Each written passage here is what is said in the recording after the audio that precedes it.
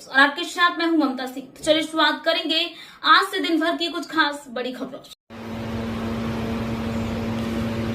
सूरत से इस वक्त की बड़ी खबर बता दें, डिंडोली पुलिस के द्वारा सराहनीय कार्य। डिंडोली विस्तार में हत्या कर वांछित चल रहे 3 आरोपियों सहित एक नाबालिग को डिंडोली पुलिस ने चंद घंटों में धरपकड़ कर सलाखों के पीछे पहुंचाया।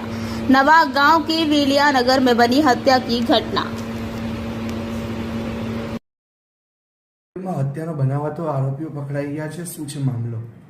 ડિંડોલી પોલીસ સ્ટેશન વિસ્તારમાં ગઈકાલે નવાગામ એરિયામાં એક ઘટના બની હતી। આ ઘટનામાં હત્યાનો બનાવ બન્યો હતો। આ હત્યામાં ભોગ બનનાર તરીકે અતુલભાઈ સોની કરીને એક વ્યક્તિ છે, એનું મૃત્યુ થયું હતું। એ વ્યક્તિનું અગાઉ થોડાક દિવસ પહેલાં જે આરોપીઓ છે 5 આરોપીઓ એના સાથે ઝઘડો થયો હતો, અવારનવાર તકરાર પણ થતી હતી।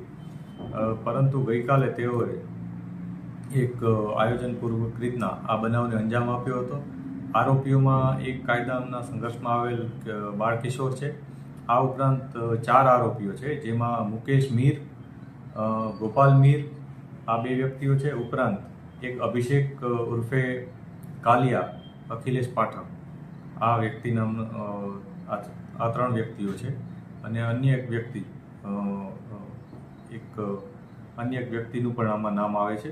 આ 4 વ્યક્તિઓ મળી અને જે કાયદાના સંઘર્ષમાં આવેલ વ્યક્તિ છે અને એ 5 જણાએ મળીને આ બનાવને અંજામ આપ્યો હતો। પોલીસે આ બનાવ અનુસંધાને IPC 302, 143 વગેરે મુજબની કલમો ઉમેરી અને ગુનો દાખલ કર્યો છે। આ ગુનો દાખલ કર્યાને તરત જ પોલીસે ગણતરીના કલાકોમાં જ 4 આરોપીઓની અટકાયત કરી લીધી હતી અને કાયદેસરની કાર્યવાહી કરી એમાંથી જે 3 વ્યક્તિઓ છે એની ધરપકડ કરેલ છે અને એક કાયદાના સંઘર્ષમાં આવેલ બાળ કિશોરને રાઉન્ડ અપ કરેલ છે। સાહેબ, આ લોકો કઈ જગ્યા ભાગ્યા હતા અને પોલીસે કઈ મહેનત કરીને આ લોકોને પકડ્યા છે? આ લોકો પોલીસને ઇન્ફોર્મેશન જે મળી હતી એ મુજબ એ લોકો જે ડિંડોલી પોલીસ સ્ટેશન વિસ્તાર છે એનાથી બહારના એરિયામાં જતા રહ્યા હતા। પોલીસે તત્કાલ એમનું પોતાના સોર્સ મારફત ઇન્ફોર્મેશન મેળવી અને આરોપીઓ સુધી પહોંચી ગયા હતા અને પહોંચીને તત્કાલ તેઓને રાઉન્ડ અપ કરી અને લઈ આવ્યા હતા। એકવાર એ લોકોનું આઈડેન્ટિટી વેરીફાઈ કરી હતી, એમનું જે બીજી ડિટેલ્સ છે એ વેરીફાઈ કરી હતી અને ત્યારબાદ તેઓની ધરપકડ કરી હતી। 5 આરોપીઓના સાહેબ તમે નામ કહો, એ આરોપીઓ કોણ છે?